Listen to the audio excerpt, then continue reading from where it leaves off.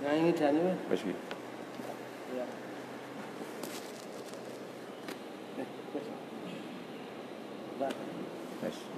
Bismillahirrahmanirrahim. Assalamualaikum warahmatullahi wabarakatuh. Waalaikumsalam warahmatullahi wabarakatuh. Alhamdulillah di pagi menjelang siang ini kita kedatangan seorang tamu yang luar biasa, penuh inspirasi. Amin. Beliau adalah Dr. Dwi Anton Budi Cahyono. Beliau berprofesi sebagai seorang dokter, kemudian juga seorang pengusaha atau bahasa kerennya itu pebisnis ya. Tapi di sela-sela kesibukan beliau sebagai pebisnis, sebagai dokter, beliau masih sempat untuk memikirkan umat ini dengan sebuah karya dari beliau yang bisa dibilang luar biasa, yaitu ini sebuah buku kreatif Tadabbur Al-Quran. Nah, kemarin sudah banyak yang penasaran ya tentang buku ini Pak Dokter. Ya. Itu seperti apa dan bagaimana, makanya nanti kita bahas seputar buku ini dan nanti semoga bisa ada sedikit pencerahan karena memang waktu kita terbatas, tidak begitu lama. Nanti insya Allah tetap berseri untuk acara ini. Kemudian sebelum kita bersama-sama membedah atau membahas tentang kreatif Tadabbur Halaqah kereta ini ya, Halaqah kreatif Tadabbur Al-Quran ini, kita berdoa dulu dengan membaca basmalah. Bismillahirrahmanirrahim. Semoga dengan bacaan basmalah itu kita mendapatkan ridho dari Allah Subhanahu wa taala. Langsung saja Pak Dokter, untuk yang pertama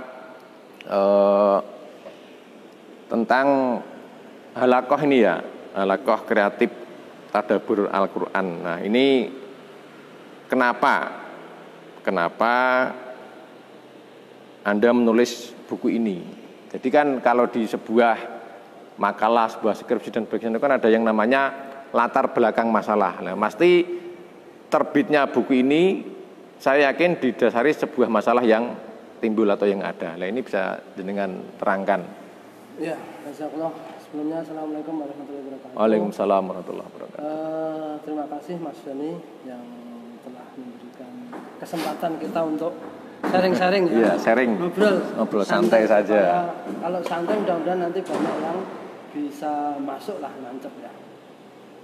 Jadi terkait tadi pertanyaan tadi, kenapa muncul Halaqah kreatif Tadabbur Al-Quran? Iya.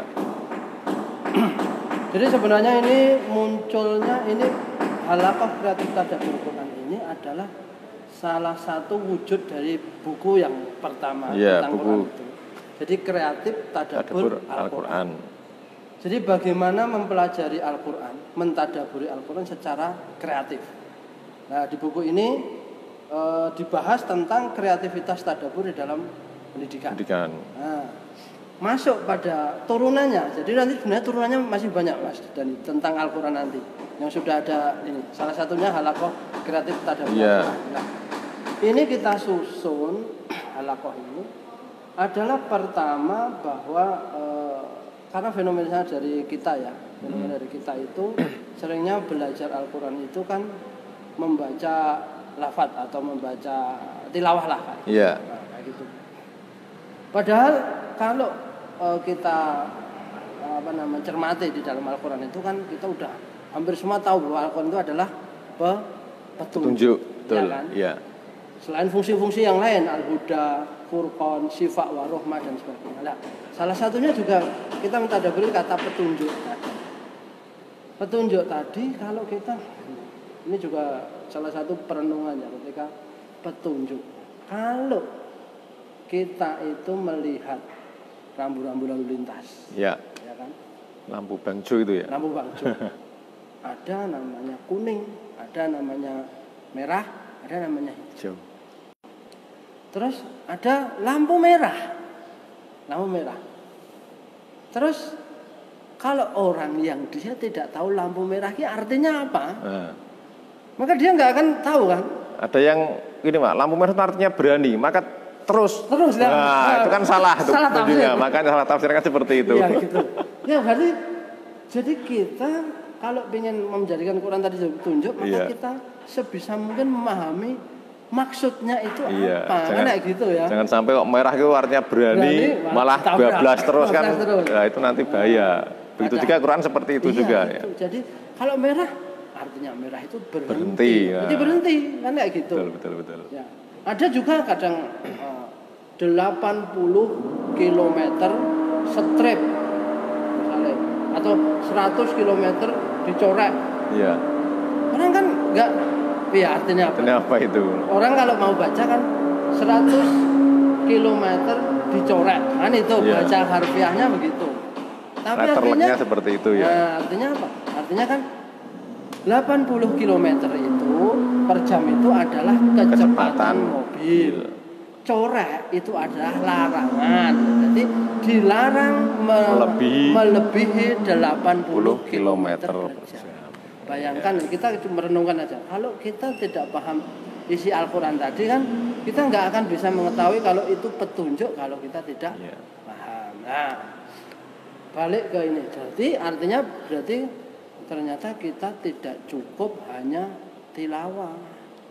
Berarti kita harus mempelajari isinya. Yang paling mudah adalah, karena ini nanti kan kita buat berjenjang ya. Paling mudah tadi membaca terjemah tafsiriyah dari Depak. Iya. Tapi gini, ini kacamata orang awam ya Pak. Kadang kan juga, lah kan kita baca aja sudah dapat pahala. Satu huruf itu 1 pahala, kadang 10 pahala. Dan Rasulullah juga pernah bersabda, alif lam mim itu satu huruf alif, lam dan mim itu masing-masing. Jadi tidak dalam satu huruf, itu nanti juga berpahala. Dan seseorang sudah membaca one day one juz, 1 hari 1 juz. Itu kalau dikalikan kan juga banyak pahalanya seperti itu. Nah itu bagaimana kalau ada yang berpendapat seperti itu gitu loh? Ya. Jadi ketika kita membaca tadi ya, memang ada hadis yang memberikan keterangan itu ya. Cuma ketika kita tadi pada petunjuk Al-Quran tadi, nah jadi semua yang dilakukan tadi sebenarnya adalah motivasi agar orang itu sregep berinteraksi dengan Al-Quran. Yang tujuan utamanya nanti, tujuan akhirnya nanti adalah Al-Quran itu adalah untuk diamalkan karena petunjuk tadi. Iya, betul. Nah, sebagaimana kalau ayat tentang petunjuk banyak banget lah. Al-Baqarah ayat 2 itu udah hampir semua hafal, dalikal kitabul la raiba fi hudal lil muttaqin dan sebagainya. Kemudian ada yang membuat juga kita merenung gini ya, bahwa Rasulullah SAW itu kan, ini adalah hadis yang terkenal juga, bahwa innama bu'istu li utamima makarimal akhlak. Ini hampir semua tahu kan, bahwa saya diutus itu untuk menyempurnakan akhlak. Nah, artinya bahwa Rasulullah itu akan mengubah dari akhlak yang buruk menjadi akhlak yang baik. Berarti ada namanya perbaikan. Ada perbaikan. Targetnya ada perbaikan. Ditanya lagi. Jadi misalnya ada goal namanya, ada tujuan utama. Jadi mengubah dari A menjadi B. Jadi ada B-nya itu goal. Lah goalnya apa sih? Maka ditanya ketika Aisyah ditanya, lah terus akhlak Rasulullah piye? Nah kan? Nanti ditanya itu kan, bagaimana akhlak Rasulullah itu ya Aisyah? Kemudian kana khuluquhul Quran. Berarti akhlak Rasulullah itu seperti Al-Quran, atau istilahnya Rasulullah itu adalah Al-Quran yang berjalan. Lah, kalau kita ingin meniru tadi, maka otomatis kita harus paham isi dari Al-Quran. Betul. Untuk mengetahui isi dari Al-Quran kan ada tahapan tadi. Maka Allah memberikan namanya motivasi dari pahalanya, dari ketenangannya. Kita membaca Quran dengan irama yang bagus dan tenang kan? Iya, itu diberikan motivasi. Ya. Tapi nanti ke arahnya supaya Al-Quran itu jadi petunjuk untuk kita beramal. Sebagaimana Fudail bin Iyad ketika memberikan keterangan ya gitu. Innama unzila Qur'anu liyu'mala bihi fatakhudana qira'atahu amal. Sesungguhnya Al-Quran itu turunkan untuk diamalkan. Tapi ya ini orang kadang berhenti di qira'atahu amal. Nah, ini yang harus kita tingkatkan lagi. Jadi tidak sekedar membaca, tetapi kita mencoba untuk memahami pesannya apa, hikmahnya apa, supaya bisa kita amalkan dalam kehidupan sehari-hari. Nah itu. Iya, tadi kan disampaikan ada sebuah goal dari A sampai B. Mungkin bisa dikasih contoh satu ayat atau berapa ayat yang dari ayat itu bisa merubah dari misalkan dari A menjadi B itu tadi, dari apa menjadi apa kan gitu. Jadi kalau kita lihat ya di sirahnya ketika Rasulullah diutus itu kan memang mengubah dari jahiliyah akidah jahiliyah menjadi iman. Betul. Yang kemarin suka bunuh anak perempuan yang karena kan dia nggak pede punya anak perempuan, maka di situ ada larangan. Yang kemarin berperangnya itu kesukuan, perang motivasinya nggak benar. Sekarang dibenarkan motivasi perang adalah untuk fisabilillah. Ya kan? Dari yang kemarin itu orang itu tingkatan level itu berdasarkan kekayaan, pangkat. Maka di Islam kemudian diubah menjadi nggak ada yang kaya ini semuanya dianggap sama. Inna akramakum indallahi atqakum. Jadi Bilal yang kemarin budak dia bisa menjadi orang mulia lah. Ini perubahan. Terus kita balik ke sekarang ya gitu lah. Sekarang gini aja. Dari tadi ya, dzalikal kitabul la raiba. Kita kemudian merenungkan Quran itu jadi petunjuk. Maka kita mengintrospeksi. Kalau kita membaca saja, apakah sudah kita mengetahui isi petunjuk tadi? Maksudnya apa ya gitu ya? Ya kan Kak gitu. Sehingga kalau kita itu cuma membaca belum mengetahui isinya, ya kita nggak tahu. Nah ini cukup menjadi perhatian karena saya sebagai penasihat atau pembina di rumah tahfidz ya kayak gitu. Beberapa ini kadang melakukan hal-hal yang dia itu menghafal surat itu tetapi tidak sengaja melanggar dari isi surat itu. Padahal hafal. Iya. Misalnya di dalam itu budaya misalnya bullying kayak gitu. Iya. Kadang-kadang bullyingnya ada di mana toh? Padahal nggak tahu karena dia hafal. Setelah ditunjukkan wailul likulli humazatil lumazah. Celakalah mereka bagi pengumpat dan mencela. Iya. Kemudian ada di dalam surat Al-Mudaththir itu juga ada di dalam surat Qalam itu ada tentang bagaimana mencela dan sebagainya. Tapi tidak sadar bahwa dia melakukan itu. Contoh lain. Misalnya kadang orang itu hafal namanya surat Al-Fajr, surat Al-Falaq dan sebagainya. Tapi kadang tidak atau belum mampu tidak merencanakan bagaimana dia bisa sholat fajar atau sholat minimal sholat subuh lah, bisa bangun pagi dan banyak lagi ya. Itu satu lah. Berarti perubahannya apa kan kayak gitu.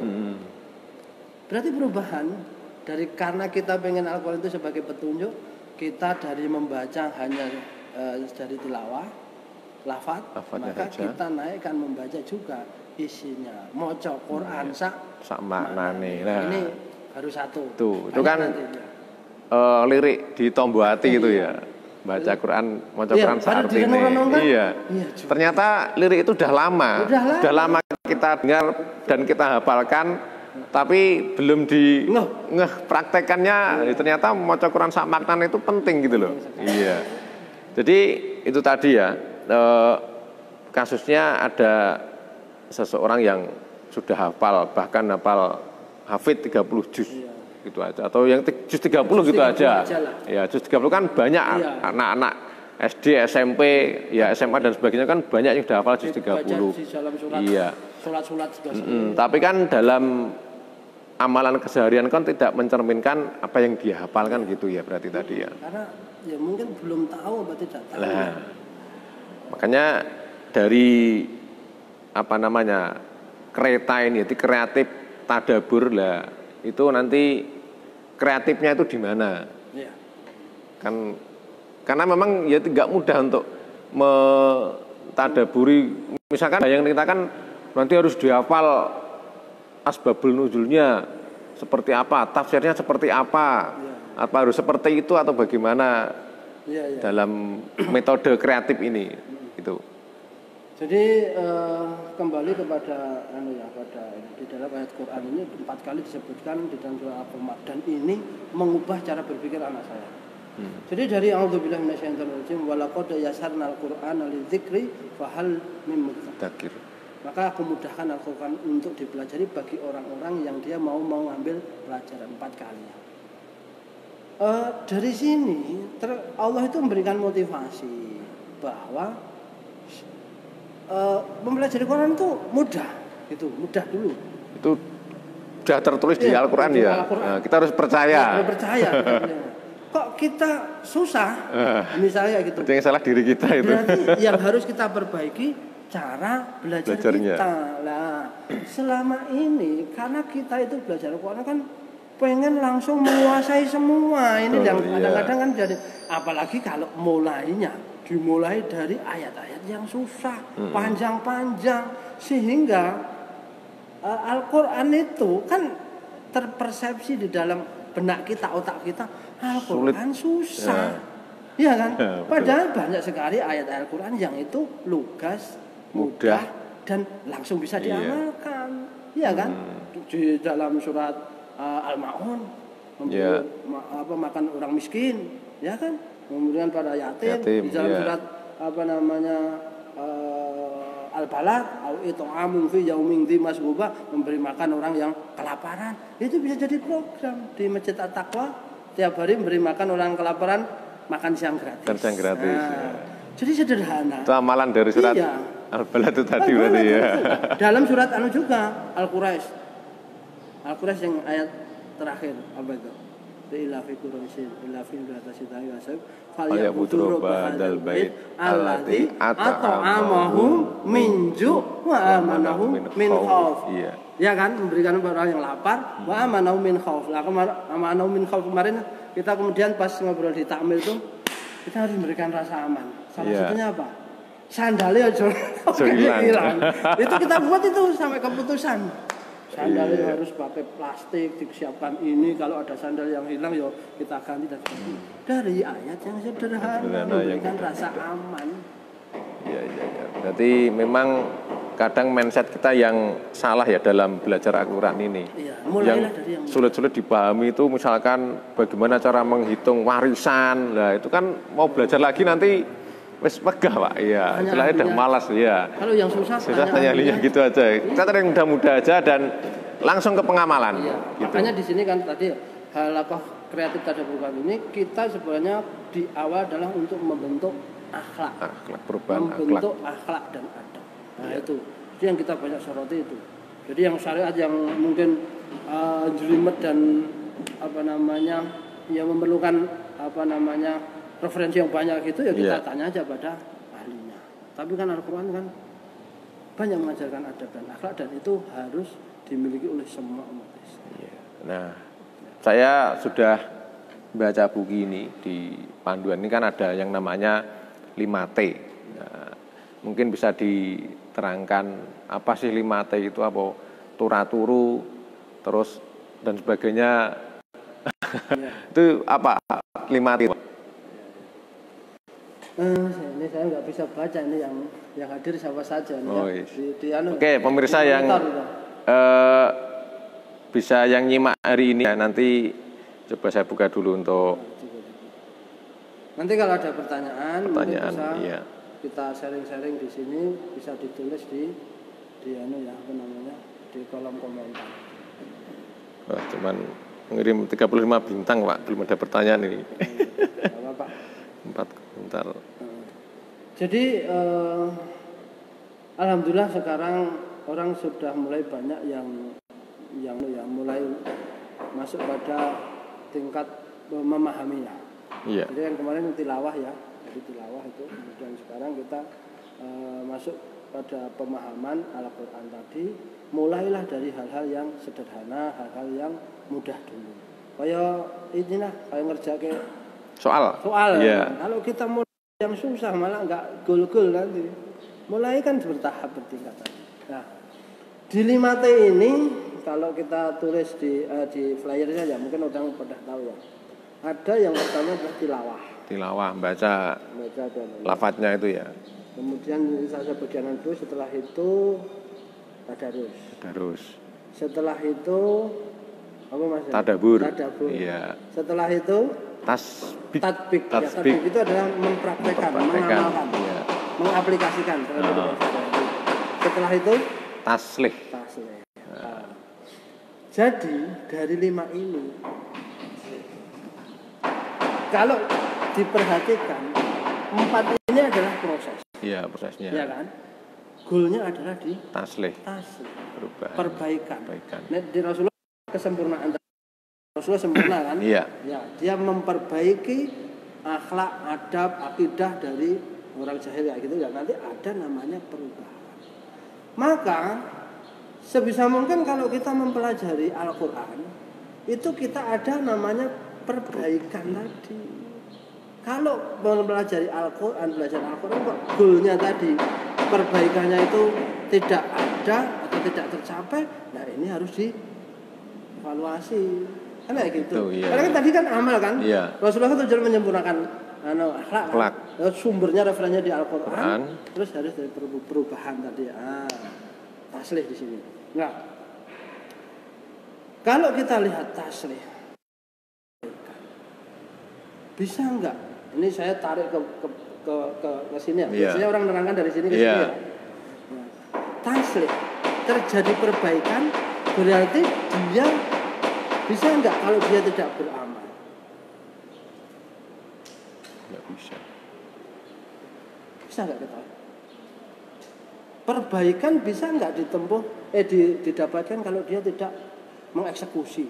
Tidak bisa. Tidak beramal. Tidak bisa. Enggak bisa. Enggak bisa. Susah. Ya harus eksekusi. Harus eksekusi iya. Kan? Sekarang kalau dia bisa perubahannya nanti dari mana gitu loh. Enggak bisa kan ya? Iya. Berarti perubahan memang dia harus ada namanya eksekusi. Iya. Amalan lah. Maka kita tarik syarat perubahan di 4 yang ada tatbik. Nah, ini sebenarnya kan intinya amalan, tapi karena T-nya ini boleh yang betul amalan yang paling mendekati ya kita buat tatbik itu aplikasi, mempraktekkan. Jadi goal dari ketika mempelajari Quran tadi dia harus bisa mengamalkan. Iya kan? Iya. Mengamalkan. Nah, amalan itu kan kita udah tahu ada amalan hati, ada amalan lisan, ada amalan jawarih atau istilah perbuatan. Iya. Ya. Nah, orang itu akan dikatakan serius dia mempunyai amalan hati kalau dia ada bukti baik lisan bisa apalagi perbuatan. Ya kan kayak gitu. Kita cara mikirnya gini. Kalau orang itu meninggal kayak gitu ya. Amalannya apa? Ya. Itu banyak ayat-ayat gitu loh. Alladzi idza asabathum musibah qalu inna lillahi wa inna ilaihi raji'un. Wa tawassaw bil haqqi wa tawassaw bis sabr. Ayat tentang sabar banyak. Wasta'inu bis sabri was shalah. Kan banyak banget loh. Nah, kita coba mempraktekkan. Ketika orang meninggal atau diterima musibah kayak gitu, ditimpa musibah, maka pertama amalannya adalah amalan hatinya apa? Sabar. Tapi bisa enggak orang dikatakan sabar, tapi ketika dia meninggal salah satu dia meraung-raung, nangis-nangis. Aku sabar. Ini. Bisa enggak? Kan enggak sinkron kan? Iya. Ya, maka amalan hati itu akan tercermin sinkronisasi baik lisan. Nah, lisan ngomong tadi kan, malah rono. Aku gitu. Sabar ngene-ngene. Tapi berarti itu enggak sabar itu. Ini enggak sabar. Iya kan? Akhirnya terus meraung-raung, akhirnya nggak sabar. Nah, jadi harus sinkron antara amalan hati, lisan, dan perbuatan. Nah, itu. Maka orang yang dia akan terjadi perbaikan tadi akan mengamalkan tadi. Nah, ini. Kemudian amalan ini bisa nggak terjadi kalau dia tidak paham? Nah, ya kan? Nggak mungkin bisa. Kalau dia mengamalkan sesuatu tetapi tidak paham, biasanya elon-elon. Iya. Dia nggak tahu. Itu perintah Allah enggak dan sebagainya. Dan biasanya kurang kuat. Karena kalau elon-elon. Iya. Melurono melurene. Nurut ya gitu. Dan diselewengkan mudah banget ya.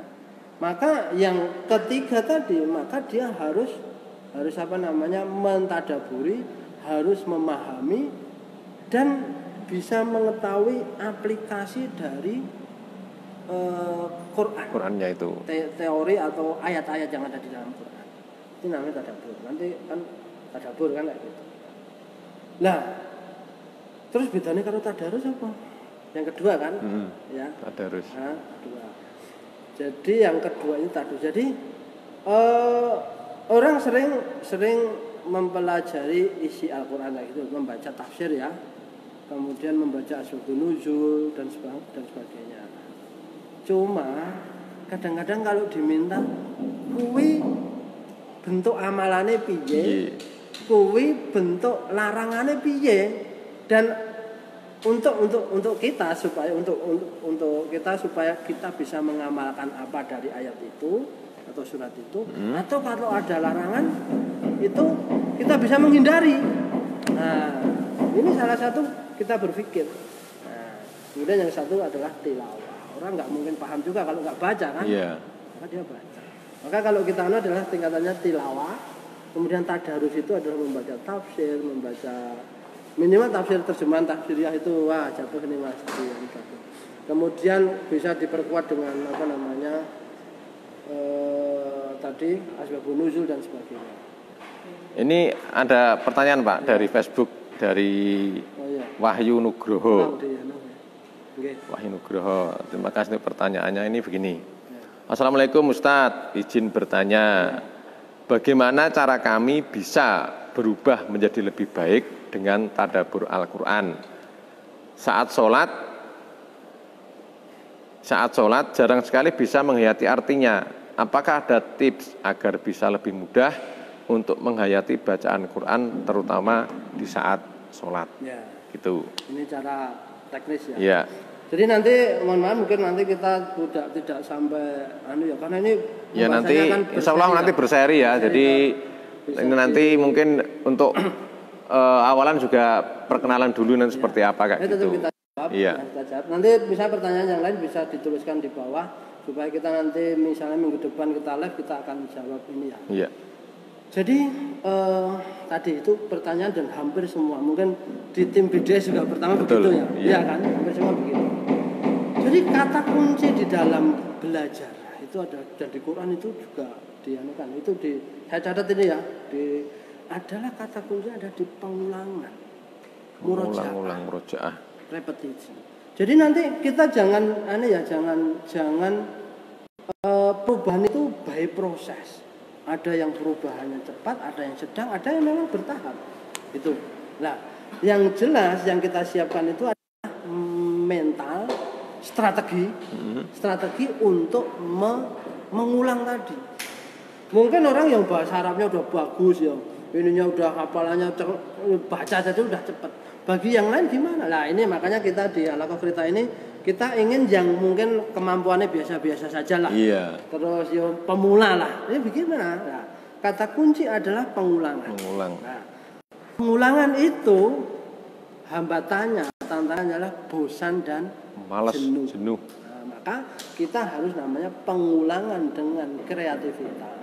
Maka di sinilah nanti kata kunci. Misalnya begini. Misalnya gini Pak, misalnya itu untuk tadabbur sholat ya. Iya. Sholat. Nah, apa yang saya lakukan? Mas apa sana? Namanya Wahyu Nugroho. Mas Wahyu jadi simpan. Nah, ini kita menggabungkan namanya belajar kreatif dengan HP ya. Simpan bacaan sholat dan terjemah tadi di dalam HP. Yang catatan. Saya ada ini. Not. Oh, tapi ada di situ. Ada ya. Di note itu ya. Nah, itu. Kemudian baca setiap habis sholat atau baca setiap jenengan punya waktu longgar, tidak harus habis sholat. Pokoknya punya waktu longgar, punya kerentak baca. Makanya di sini ada namanya belajar di mana dan kapanpun. Ini ya ojo sing ning tempat-tempat ya kayak gitu. Itu nanti secara tidak langsung otak itu pada frekuensi tertentu. Jadi nek grafiknya itu gini kan. Pertama itu susah ini, tapi pada frekuensi tertentu dia akan nyantol tidak sadar. Jadi otomatis gitu ya? Iya. Nanti dipelajari tentang mekanisme otak berpikir ya. Nah, ya kemudian kreatif lagi misalnya gini. Kalau di rumah itu saya begini, Kalau Quran ya, kalau tadi saya beli apa ki jenenge sing nggo paduan suara itu loh. Nah, tempat apa jenenge penyangga itu. Oh iya iya, sing gede itu. Iya. Dalam rangka apa? Memperbanyak frekuensi mata saya untuk melihat Quran yang saya hafal pada waktu itu. Nah, Masnya juga bisa membuat kayak gitu. Toh sekarang print saja kan. Gitu. Iya. Sehingga dimanapun tempat jenengan akan mengulang secara tidak langsung. Di tempat sini ada bacaan sholat, ini ada bacaan sholat. Maka dibaca, dilafatkan dan sebagainya akan mempercepat. Nah, kemudian pada saat sholat sunnah, nek sholat wajib mungkin kadang kalau kecepatan imamnya juga. Nah, kita kan kadang mungkin untuk meresapi urung pati hafal kan tentang arti bacaan sholat itu. Akhirnya nih, pada saat sholat sunnah, maka jangan istilah manfaatkan itu ba'diyah misalnya gitu. Membaca bismillahirrahmanirrahim. Itu gimana? Ar-Rahmanirrahim. Alhamdulillahirabbil alamin dan seterusnya. Nah, ke hambatan biasanya pada bagaimana tadi kita pertama dulu lah, ulang-ulang dulu. Ulangan. Nanti secara otomatis maka akan lebih mudah menghafal. Jadi kalau mengulang proses tertentu, maka ketika mau menghafal membaca itu akan lebih cepat. Nah, kreatif lagi gini. Kalau ada bacaan bentuk audio, ini aja apa? Download, dengarkan. Maka kita menggunakan indera mata, terlihat, pendengar, semuanya digunakan. Nah, insya Allah nanti kalau itu diulang-ulang terus, kadang hafal secara tidak sadar. Tahu-tahu hafal sendiri. Iya. Iya. Karena gitu. Intinya di kreativitas pengulangan. Dan nanti banyak tip-tip yang kita praktekkan. Makanya ini sebenarnya kan aplikatif ya, supaya yang kelihatan susah itu nanti bisa dan ini bisa digunakan juga untuk anak-anak, digunakan untuk keluarga kita dan sebagainya. Ini cara Kemudian saya lanjutkan tadi ya tilawah. Lanjut ya.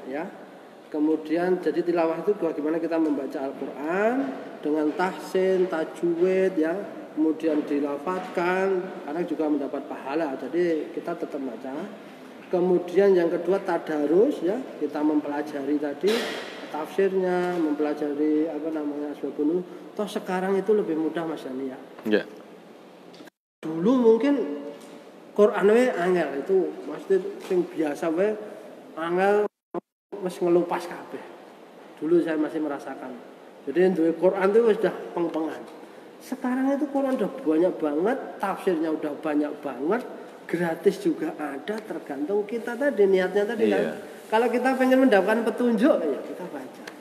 Di HP pun sekarang banyak aplikasi Quran yang selalu kita pegang kemana-mana ini. Bisa kita komparasi antara Ibnu Katsir, antara Al-Muyassar, antara Depak, banyak aja bisa kita komparasi, saling menguatkan dan sebagainya. Nah, tadi tadarus habis itu kan kemudian setelah tadarus kemudian tadabbur. Nah, ini terjadi banyak dari termasuk anak-anak saya ya. Termasuk yang belajar di pondok kayak gitu, begitu dia belajar macam lebih baku gitu Mas. Jadi kalau tafsir itu kan hal tertentu ya. Yang asbabun nuzul itu yang sekarang ya tertentu ada. Itu ya memang tetap. Nah, begitu masuk tadabbur, bagaimana merenungkan. Nah, termasuk buku ini kan hasil perenungan dari petunjuk. Cuma petunjuk ya.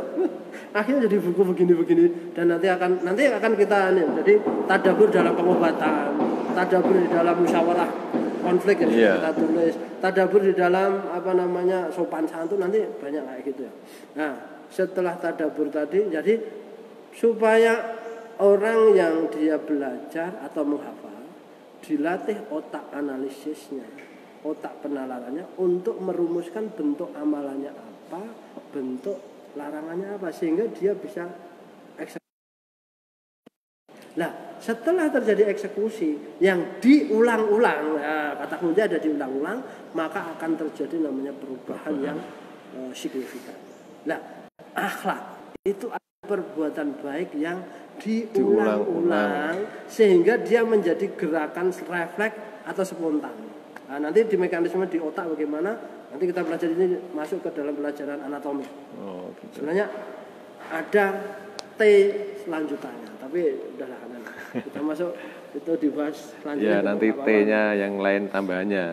Nah, terus kemudian begini, ini kan tadi disampaikan dengan harus ada sebuah perubahan yang terjadi. Nah, ini kok harus ada halakoh? Halakohnya itu nanti seperti apa? Karena ada beberapa orang yang bertanya itu sudah menanyakan nanti bukunya pesan e-booknya kan gitu. Nah, ya nanti untuk yang pesan nanti di akhir aja kita sampaikan bagaimana cara mendapatkannya. Nah, ini kenapa harus dengan halakoh? Atau sendiri-sendiri itu lebih mudah, atau memang sendiri itu sulit, atau bagaimana, kenapa harus dengan sebuah halakoh gitu? Nanti tolong di Masjid Abidin ya. Oh iya. Betul. Ya. Ini juga, jadi buku ini juga merupakan hasil dari pengamatan, pengamalan. Jadi halakoh kereta ini sudah kita lakukan di BDS, dan sudah terbentuk beberapa halakoh yang lain ya.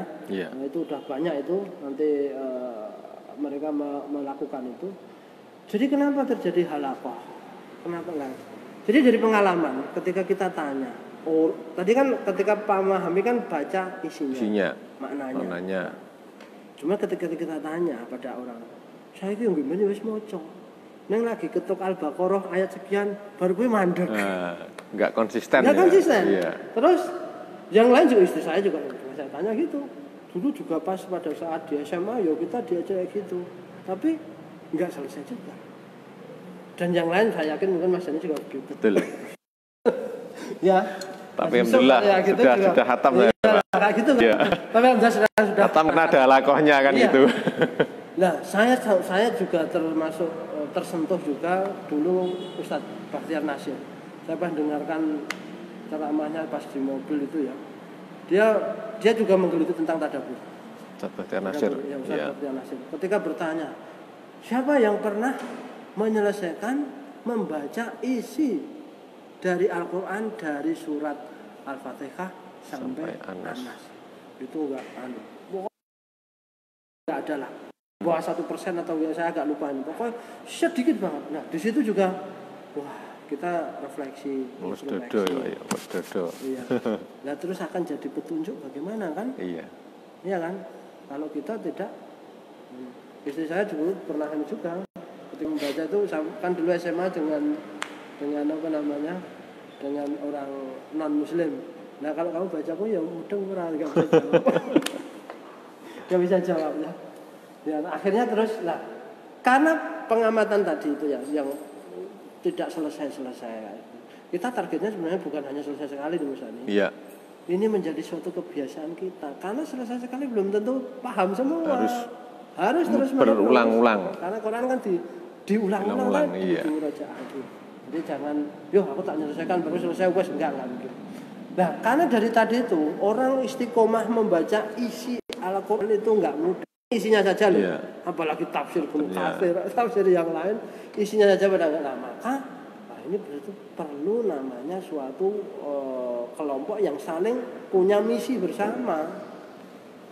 Karena di situ nanti akan terjadi namanya saling mengingatkan, ya kan, saling sharing. Saya membaca ini memberikan inspirasi apa, insight apa. Alhamdulillah dengan ayat ini saya kemudian terjadi perubahan. Ini ada beberapa testimoni yang nanti bisa kita ini kemarin pada ngirim ya. Nah, ini karena inilah apa namanya, kita pengen mencapai target bersama, tapi kita bentuk namanya halakoh tadi. Dan tujuan yang lain banyak. Nah, salah satu, jadi ini istilah pertama melatih atau meningkatkan keistiqomahan, konsistensi di dalam bacaan. Hasilnya sebenarnya termasuk jenengan Mas. Iya. Gimana? Ya itu dulu juga pernah membaca Quran dan artinya itu, tapi ya mandek di tengah jalan. Tapi setelah adanya halaqah ini kan terkontrol. Hari ini ngelis yang belum siapa, nanti ada yang mengingatkan, ayo siapa yang belum, ada yang mengingatkan di grup, terus kemudian, oh iya saya belum baca, baru ya sesempatnya kita baca, walaupun kadang kita itu memang ya orang sibuk semuanya ya, orang sibuk, tapi memang kalau ada yang mengingatkan kan jadi teringat. Tapi di tengah kesibukan kita kadang kalau nggak ada yang mengingatkan ya terlena dengan kegiatan yang kita jalani sehari-hari. Jadi yang namanya halaqah itu kan berarti itu tadi ada yang saling mengingatkan, memotivasi, kemudian ada insight-insight apa yang bisa diberikan kepada satu halaqahnya itu kan gitu. Nah, bedanya di sini karena kita kan pemula tadi ya.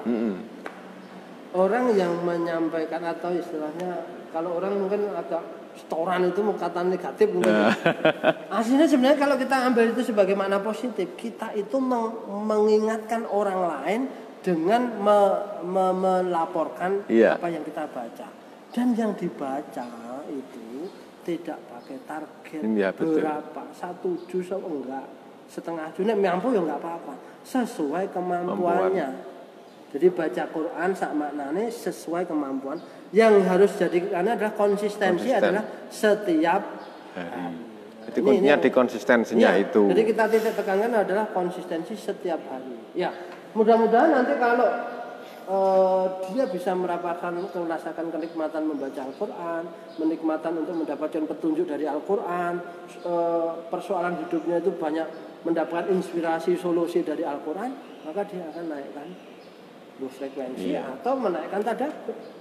Karena tujuannya adalah bagaimana kita bisa menginternalisasi Al-Quran dalam tubuh diri kita dan diamalkan. Tadi pertanyaannya halaqah ya itu ya. Nah, itu konsistensi. Nah, kemudian kalau konsistensi ini berbentuk halaqah itu tadi, kan orang kan akan setiap hari membaca Al-Quran.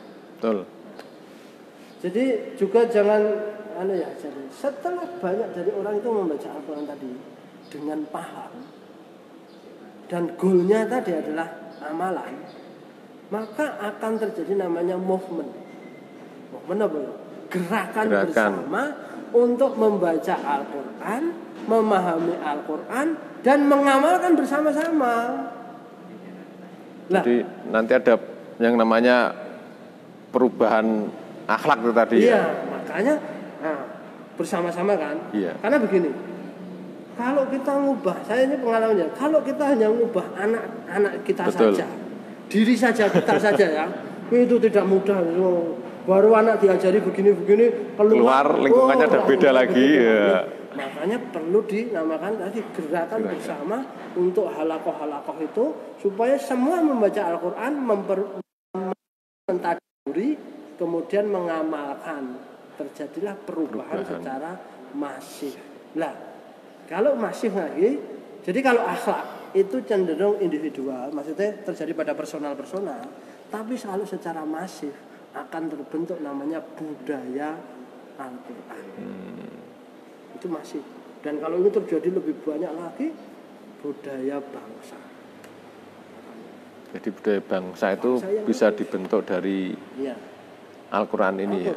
Misalnya Insya Allah luar biasa. Maksudnya kan contohnya biasa yang paling gampang. Iya. Yang itu juga sering saya ini juga. Orang akan bisa tentang wal asr. Ini waktu. Kalau kita mau merenung itu banyak banget. Waktu itu adalah tumpuan dari umur kita. Kalau kita nggak bisa memanfaatkan waktu, kita akan ditebas waktu. Waktu adalah pedang itu. Ya, gitu. Salah satu ini budaya tanda kutip yang kurang bagus ya. Tapi sudah jadi budaya. Budaya apa? Nek molor ini jenenge karet. Jam karet. Jam karet ya, waktunya kan? Molor-molor. Kita sudah memaklumi kalau nanti ada pertemuan itu telat-telat. Iya. Setengah jam. Itu udah budaya itu. Kan udah budaya karena orang memaklumi bahwa itu bukan perbuatan yang buruk. Iya kan? Iya. Jadi ada akhlak yang kurang baik tapi terjadi pada banyak orang. Jadi sudah dianggap biasa ya. Tidak mudah untuk mengubah. Iya. Ya kan? Maka kita ubah dari diri kita. Makanya di halaqah kereta tadi nanti ini adalah halaqah pertama muhasabah. Kita menimbang kita ini dengan standar Quran tadi. Makanya ketika kita waktu, ya kita berusaha bagaimana ketika kita rapat, ketika kita berjanji, ketika kita apapun lah kayak gitu, mencoba untuk datang tepat waktu atau sebelumnya. Tadi saya di sini kan nggak telat juga kan. Karena dalam otak itu udah, wah aku nek telat kok marah-marah liane. Nah, kalau budaya waktu ini baru waktu saja lah. Nanti kita bentuk waktu efisiensi, efektivitas dan seterusnya itu banyak ya. Iya. Nah, saya ngadepi Mas Dani terus dari sana ya. Ya. Ini dari waktu. Kalau kita pengen mengubah waktu ya kita lakukan secara bersama-sama dengan komunitas. Iya kan? Iya. Nah, itu dari waktu. Nanti waktu kalau dibedah lagi banyak banget kita minta dapuri. Banyak orang kena pedang karena waktu. Misalnya orang udah karena nggak bisa manfaat waktu ya sekarang dia bukan jadi orang produktif di mana-mana nggak punten untuk gawean. Iya. Nggak punya skill lah kenapa? Ya dulu aku megor nge-game. Rebahan. Kaum rebahan nah, yang pengen cuan. Ini untuk lah. Dan ini juga saya kita hubungkan kalau ini terjadi secara masif mudah-mudahan 2045 itu ya akan terbentuk generasi yang punya adab dan akhlak yang Insya Allah luar biasa, nggih. Itu ya. Jam berapa ini? Enggak terasa. Udah kurang 11 kurang masih 10 menit. Iya. Ini dari komentar-komentar alhamdulillah juga agak ramai di Facebook. Ya, ini di sini kan ada Balai Dakwah Sragen sebagai penyelenggara dan di sini juga ada yang namanya Masjid Abidin. Ini insya Allah kita masih dalam proses pembangunan yang Masjid Abidin ini dan nanti akan kita gunakan sebagai pusat untuk halaqah kreatif tadabbur Al-Quran. Nah, kemarin ada yang bertanya tentang buku e-book, kemudian ini bukunya juga sudah, bukunya ada ini kreatif tadabbur Al-Quran yang di pendidikan Pak ini ya? Ya itu yang buku awal ya. Buku awal ya. Nah, ini bagaimana untuk cara mendapatkan e-booknya ini? Nah, kemarin ada yang banyak bertanya seperti itu. Kepo-kepo gitu loh. Jadi alhamdulillah ya, jadi kita ini sedang proses untuk pembangunan Masjid Abidin ya. Iya. Abidin ini merupakan wakaf dari salah satu donatur BDS. Iya. Ya. Kita berikan wakaf di Purworejo itu Purworejo. Ya, Gemolong ke ini. Perempatan Gemolong ke utara. Iya. Kemudian kita proses bangun dan kita juga, saya sebagai ketua BDS juga ya, juga memikirkan kalau kita bangun masjid ini kok masjidnya kok hanya isinya bangunan toh. Dan nanti apa bedanya dengan lain? Iya. Apalagi kita juga kerjasama dengan KMP ya. Betul. Komunitas masjid kolaborasi. Kolaborasi masjid pemberdaya. Komunitas halaqah kreatif tadabbur kolaborasi masjid pemberdaya yang kita sering dengan Ustadz Imam ya. Ustadz Imam Al-Faruq. Semoga beliau menyimak ini, ya, tapi beliau sibuk banget. Iya, enggak apa-apa. Mudah-mudahan bisa melihat Anda menyimak ininya rekamannya. Rekamannya iya. Karena dari tadi ya di masjid kolaborasi masjid pemberdaya ini memberikan banyak inspirasi dan 5B ya. Iya. Baitullah, Baitul Dakwah atau Baitul Quran, Baitul Tarbiyah atau Baitul Quran, kemudian Baitul Dakwah, Baitul Muamalah, Baitul Mal. Nah, ini sehingga kita mencoba tadi ya, bagaimana nanti Masjid Abidin itu juga salah satunya ada di Baitul Tarbiyah atau Baitul Quran itu menjadi pusat bagaimana pembelajaran orang belajar Al-Quran untuk diamalkan. Itu yang dimulai dari hal yang sederhana, dimulai dari pemula dan sebagainya. Maka dari situ saya mencoba untuk menyusun ya. Menyusun tulisan. Tulisan ini baik pengalaman maupun pengamalan. Jadi ini juga sudah kita eksekusi di BDS, halaqah BDS, ada halaqah mat, ada halaqah namanya macam-macam itu. Banyak itu yang sudah kita kemudian dari masukan itu nanti kendalanya apa, halaqah misalnya kok jenuh misalnya gini, nanti di situ ada tulisannya dan saya tulis, kemudian saya coba untuk memberikan ya salah satu solusi ya itu, kemudian kita tulis dalam bentuk e-book ya. Kalau yang pertama ini ada yang bentuk hat ya apa jenenge? Hat file istilah buku. Kalau yang ini bentuk e-book ya. Sebenarnya juga ada di dalam bentuk, nah ini salah satu kreatif adalah di website Hakret itu juga ada.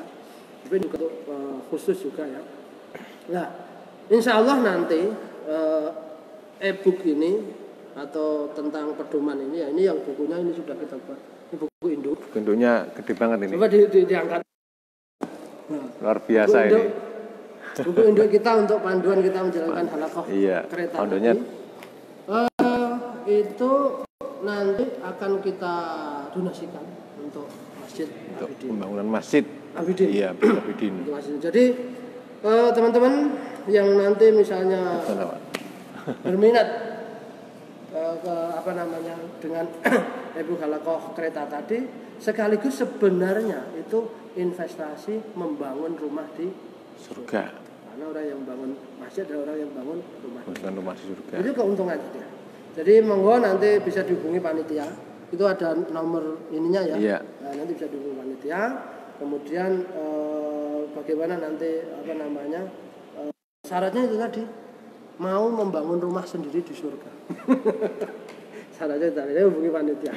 Nah, ini yang kemudian. Nah, nanti di e-book nanti bisa dibaca juga sambil kita akan terus membahas di dalam series live ini ya. Iya. Karena dalam pelaksanaannya terkadang kan ada kendala, ada ini, ada itu dan sebagainya, maka kita bisa saling sharing tadi. Seperti tadi, biar supaya sholat itu bisa khusyuk, kita bisa tahu ya, salah satunya harus tahu isinya kan. Betul. Nah biar menghafalnya kok ya angel. Tadi harus diulang-ulang, kreatif dan sebagainya. Terus mengulang-ulangnya bentuknya bagaimana lah ini kita banyak sampaikan nanti pada diskusi-diskusi. Iya.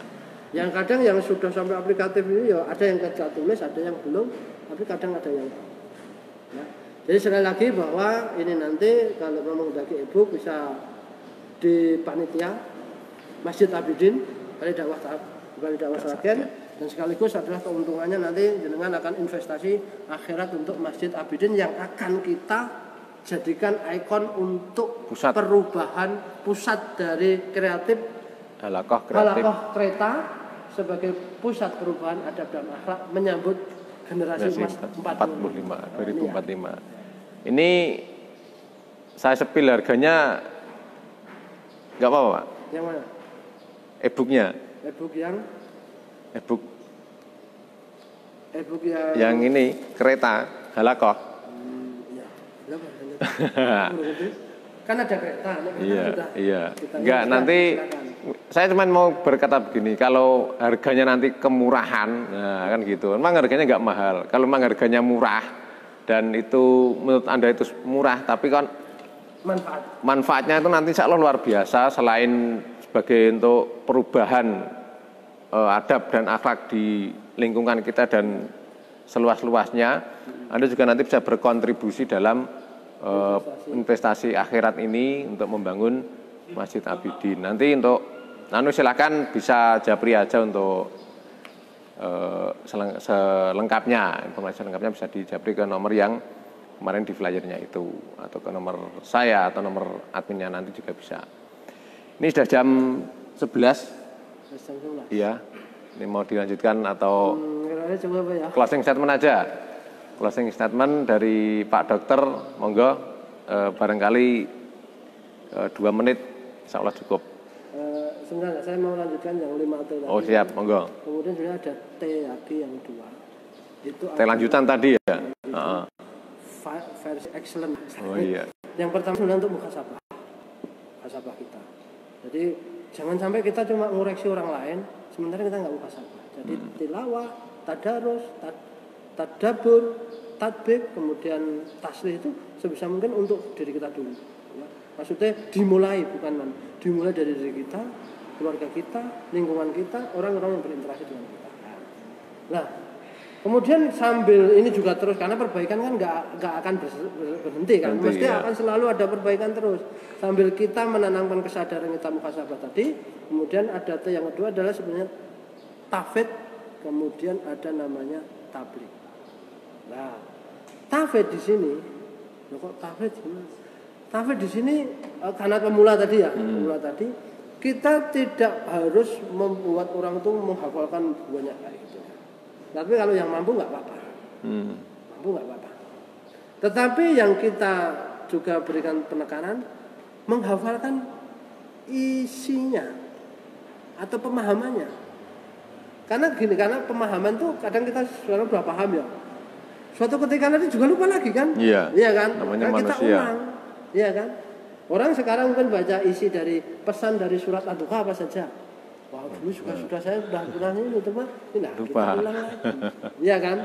Ulang lagi, baik mungkin lafaz maupun kalau Ad-Duha kan mungkin mudah ya. Iya. Lafaz maupun isi. Yang kita lakukan adalah bagaimana isi. Kalau dia sudah bisa menekan isi, maka dia bisa berbagi. Di tablik tadi adalah menyampaikan, tentunya sesuai dengan kapasitasnya. Ya, nek ngono kuwi ya ora entuk nek Quran asline nek orang misalnya apa kayak gitu ya kita berbagi dengan program tadi. Jadi ada tafid, kemudian ada tablik. Bagaimana? Karena kalau enggak ada tablik, Quran enggak akan tersebar. Kalau ngapui diri sendiri kan enggak capai target, maka harus jadi orang muslim, orang yang memperbaiki orang lain, dimulai dari diri kita sendiri. Ini ya. Ini untuk T yang cuma saya buat 5 T aja karena nanti kebanyakan T. Tapi orang kalau udah banyak itu udah nanti kurang fokus lah. Iya. Itu Mas Dani. Baik. Udah jam 11 lebih. Udah sekitar 1 jam kita ngobrol santainya tentang halaqah kreatif tadabbur Al-Quran, dan insyaallah ini akan berseri ya, tidak hanya waktu ini saja, nanti insyaallah di seri-seri berikutnya kita berjumpa lagi tetap di channel yang sama di Balai Dakwah Sragen, dan juga bisa disimak di Facebooknya beliau di Dwi Anton Budi Cahyono ya, Facebooknya seperti itu. Oke, saya ucapkan terima kasih jazakumullah kepada para pemirsa di Facebook yang sudah menyimak dan sudah berinteraksi dengan kita. Dan yang bertanya tadi, ini kalau Ustadz Imam nyimak bisa kita sondingkan seperti ini. Nek saya punya wacana seperti ini Pak Dokter. Beliau kan punya yang namanya FHQ, Forum Halaqah Quran. Nah itu bagaimana beliau itu mengajarkan belajar tentang membaca Al-Quran dari tahsin, tajwid dan sebagainya, bahkan sampai menghafal juga kalau tidak salah itu. Nah itu setelah lulus dari FHQ kan bisa itu kita belajar dengan kolaborasi dengan kereta ini, mentadaburi Qurannya, sudah bacaan sudah benar, sudah fasih dengan tajwid dan tahsin yang sudah baik dan bagus, baru kita belajar tadabbur. Nah gitu, itu bisa disondingkan itu. Insyaallah lah. Ya, nanti kalau semoga bisa jalan. Oke, terima kasih sekali lagi. Kita akhiri untuk pertemuan pada hari ini dengan closingnya belum. Oh ya, closing statement belum. Lupa saya. 1 atau sampai 2 menit. Ya. Silakan.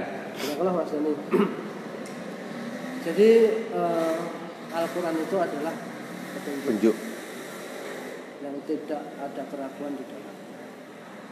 Kalau kita ingin menjadikan Al-Quran sebagai petunjuk, maka tidak lain kita harus tahu bahwa paham apa petunjuk isi dari Al-Quran itu. Al-Quran itu mau bawa kita kemana, atau jenis amalannya bagaimana, larangannya bagaimana, supaya kita lebih jelas.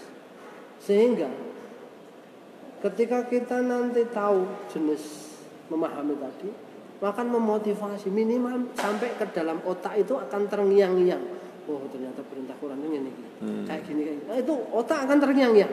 Saya tadi baca surat As-Saffat ayat 22, 23 tadi saya terngiang-ngiang sampai sekarang tentang pertemanan yang akan membawa ke surga atau neraka. Terngiang-ngiang. Mungkin aku belum hafal, tapi isinya tadi terngiang-ngiang sampai sekarang. Sehingga otak yang terngiang-ngiang tadi, otak yang terbayang-bayang tadi akan memotivasi untuk mengamalkan isi dari Al-Quran tersebut. Dan kalau ini tidak terjadinya tidak hanya personal dibuat kelompok tadi, maka akan memperbaiki tidak hanya personal tapi komunitas, bahkan masyarakat, bahkan bangsa atau negara. Dan semuanya digarisbawahi, kita harus yakin dulu bahwa Al-Quran adalah petunjuk. Karena kalau kita nggak yakin Al-Quran petunjuk, maka kita nggak akan dapat petunjuk. Nah, yakin kan iman ya. Nah, itu dulu ya. Jadi yakin bahwa Al-Quran itu adalah petunjuk, maka kita akan mendapatkan petunjuk dari Al-Quran itu dalam proses kita belajar. Insya Allah gitu. Iya, Masya Allah, luar biasa. Ini insight baru buat kita. Semoga bermanfaat. Ini sudah over untuk waktunya ya. Langsung kita akhiri dengan doa kafaratul majelis. Subhanakallahumma wa bihamdika asyhadu an la ilaha illa anta astaghfiruka wa atubu ilaik. Saya ucapkan terima kasih pada Pak Dokter yang sudah meluangkan waktunya. Luar biasa. Dan tim yang ada di belakang layar, ada beberapa orang di sini, saya ucapkan terima kasih. Semoga menjadi amalan yang diridhoi Allah Subhanahu wa taala. Terima kasih. Assalamualaikum warahmatullahi wabarakatuh.